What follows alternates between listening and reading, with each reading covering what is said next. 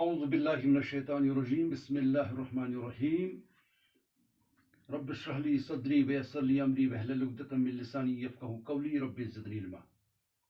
عزیز طلباء و طالبات، السلام علیکم ورحمۃ اللہ وبرکاتہ۔ 11ویں جماعت کے طلباء و طالبات کو آج کے اردو کلاس میں خوش آمدید کہتا ہوں۔ عزیز طلباء، آج 9 اکتوبر 2020 عیسوی بمطابق 21 صفر المظفر 1442 ہجری ہے۔ آج کے کلاس کا ہمارے لیکچر کا آج کا موضوع ہے ڈاکٹر سر محمد اقبال، ان کی زبانیاں اور ان کے خصوصیاتی کلام پر آج ہم بات کریں گے۔ دنیا کی ادبی تاریخ اس بات کی گواہ ہے کہ ہر زبان میں ایک صدی میں ایک ایسا دانشور، فلسفی یا شاعر ضرور پیدا ہوتا ہے جو اس زبان کے لیے باعث افتخار ہوتا ہے۔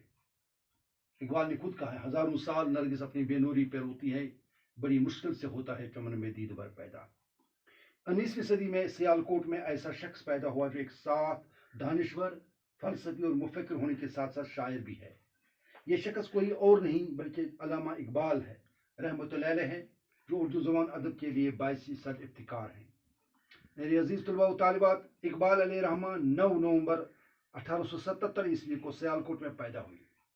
ابتدائی تعلیم مکتب میں ہوئی، پھر انگریزی تعلیم کے لیے اسکول میں داخل ہوئے۔ اپنے ساتھ والوں میں ہمیشہ ممتاز رہے اور برابر انعام اور اسکالرشپ حاصل کرتے رہے۔ میٹرک اور انٹرمیڈیٹ کے امتحانات مشن کالج سیالکوٹ سے امتیاز کے ساتھ پاس کیے، جہاں انہیں شفیق استاد میر حسن کی رہنمائی حاصل ہوئی۔ BA گورنمنٹ کالج لاہور سے اس امتیاز کے ساتھ پاس کیا اور عربی اور انگریزی مضامین میں امتیازی خصوصی حاصل کیا۔ MA کے امتحان میں یونیورسٹی بھر میں اول آئے۔ طالب علمی کے دور میں اقبال پر سب سے زیادہ گہرا اثر عربی اور فارسی کے مقبول و مشہور عالم شمس العلماء میر حسن اور فلسفہ کے مشہور پروفیسر آرنلڈ کا رہا۔ طالب علمی کے زمانے میں ہی اقبال نے شعر کہنے شروع کیے۔ عزیز طلباء و طالبات، تعلیم حاصل کرنے کے بعد اقبال پہلے اورینٹل کالج لاہور، پھر گورنمنٹ کالج لاہور میں پروفیسر رہے۔ اس دور میں اقبال کے کلام کی مقبولیت برابر بڑھتی رہی۔ اس کے بعد اقبال نے اعلیٰ تعلیم حاصل کرنے کے لیے یورپ کا سفر کیا، جہاں انہوں نے ڈیلیٹ اور بارایٹلا کی ڈگری حاصل کی۔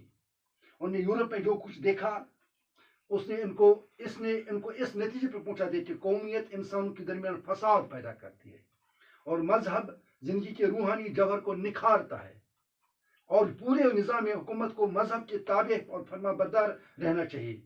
پھر اقبال پوری زندگی اس فلسفے کو پیش کرتے رہے۔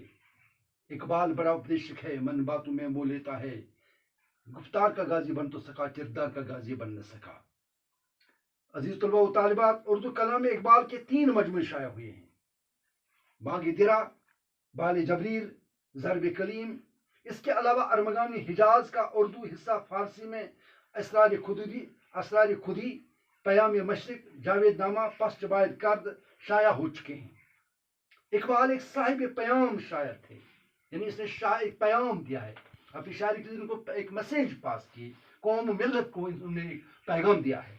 مادیت کے مقابلے میں وہ روحانیت کے ترجمان تھے، یعنی وہ مادیت پر روحانیت کو ترجیح دیتے تھے، یعنی روحانیت کو وہ اہمیت دیتے تھے، مادیت کی وہ ثانویت دیتے تھے، لیکن ان کی روحانیت ترک دنیا اور گوش نشین سے عبارت نہیں، لیکن وہ روحانیت اس قسم کی نہیں کہ وہ گپوں میں گھروں میں رہے، بلکہ وہ دنیا میں فیلڈ میں میدان عمل میں روحانیت کو ترقی دینا چاہتے ہیں، حقیقت کو آگے پہنچانا چاہتے ہیں۔ روحانیت سے ان کی مراد اپنے جوہر وجود کی پہچان اور اس جوہر کو زیادہ سے زیادہ چمکا دینا، یعنی اپنی خودی کا پہچان، خودی کو کر بلند اتنا کہ ہر تقدیر سے پہلے خدا بندے سے خود پوچھے بتا تیری رضا کیا ہے۔ ان کی دنیا حوصلہ اور امید کی دنیا ہے۔ مایوسی اقبال کے ہاں کفر ہے۔ اقبال مایوسی نہیں چلے، کہتا ہے کہ نہ ہو نا امید اقبال اپنی کشتی ویراں سے، ذرا نم ہو تو یہ مٹی بہت درخیز ساکی۔ یا یہ کہا نہ ہو نا امید، نا امیدی زوال علم عرفاں ہے، امید مردموں میں نے خدا کے رازدانوں میں۔ یعنی اقبال امید کا پیغام دیتے ہیں، مایوسی سے روکتے ہیں۔ ان کے کلام نے امیدوں اور حوصلوں کو جلا بخشی۔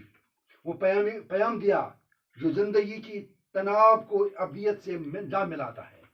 میرے عزیز طلباء و طالبات، اقبال کی شاعری میں گہرے تفکرانہ اور حکیمانہ نظر کے ساتھ نکھی ہوئی زبان، شگفتہ و رنگین ترکیبیں اور لب لہجے کی بلند آہنگی جیسے خصوصیات بدرجہ اتم موجود ہیں۔ اقبال انسانیت و اخوت، حرکت و عمل، اخلاق و استقلال، عزم و حوصلہ، جرأت و ہمت کے پیمبر ہیں، اور ان کے اس پیام میں آفاقیت ہے، اس لیے ان کا شمار دنیا کے عظیم ترین شاعری میں ہوتا ہے۔ اقبال 1938 عیسوی کو لاہور میں انتقال کر گئی۔ انا للہ و انا الیہ راجعون۔ اقبال ملت اسلامیہ کا ترجمان ہے، ایک عالم دین ہے، ایک علامہ ہے، ایک شاعر ہے، ایک مفکر ہے۔ ان کی وجہ سے بہت فائدہ ہے اسلامی دنیا کو، ملت اسلامیہ کو، اور انہوں نے ملت اسلامیہ کی خدمت کی ہے اپنی زندگی میں، اور ان کے اب تک بلکہ قیامت کی صبح تک ان کا پیغام جاری و ساری رہے گا، اور ہر اس کو سنتا جائے گا، اس کو پڑھتا جائے گا اور اس پر عمل کرتا جائے گا۔ آج کی کلاس کے لیے ہم اتنا ہی، اور اس کل انشاءاللہ پھر ملیں گے۔ فی امان اللہ۔